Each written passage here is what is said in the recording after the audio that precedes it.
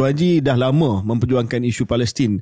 Malah pada tahun 2005, Tuan Haji telah menyelinap masuk ke Israel dan tebing barat, West Bank, sebagai pelancong untuk merakam dokumentari tentang keadaan umat Islam di bawah rejim Israel lah.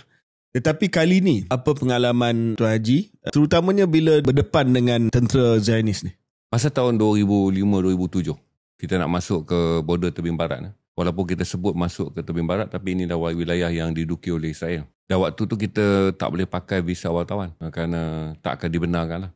Jadi masuk sebagai visa pelancong. 11 jam kena interrogate untuk lepas kerana kita Malaysia. Tapi saya dah ada pengalaman masuk ke banyak negara. Pertama adalah distortion lah. Kita belajar tentang bagaimana nak memindahkan syak kepada dressing, pakaian, macam pelancong lah. Lepas tu kita no English. Dia tanyanya no English.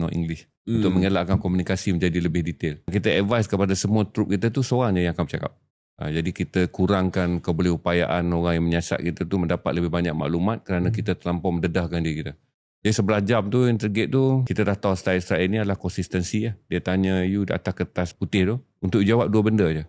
Alamat dan tujuan. Lepas tu counter lain pula panggil. Kena isi lagi atas kertas putih tu alamat dan tujuan. Dia nak tengok konsistensi tu lah. Dan lepas tu baru kita tahu kamera dia pantau kita punya body language. Bila seorang pelancong Jepun bagi tahu kata dia sedang pantau body language, kita nak down lagi kita punya gambaran kata kita ni kumpulan orang-orang yang ada matlamat kan.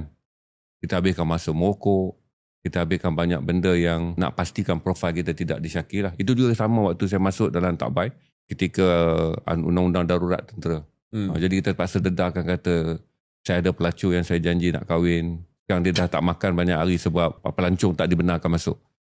Jadi dengan tu kita boleh menipu pihak tentera Thailand dan juga intelijen Thailand di sempadan yang benarkan kita masuk. Jadi kerana pengalaman-pengalaman menyelinap di Afghanistan berurusan dengan pihak Amerika apa semua, saya belajar sikit lah. Distort ni adalah benda yang sangat penting.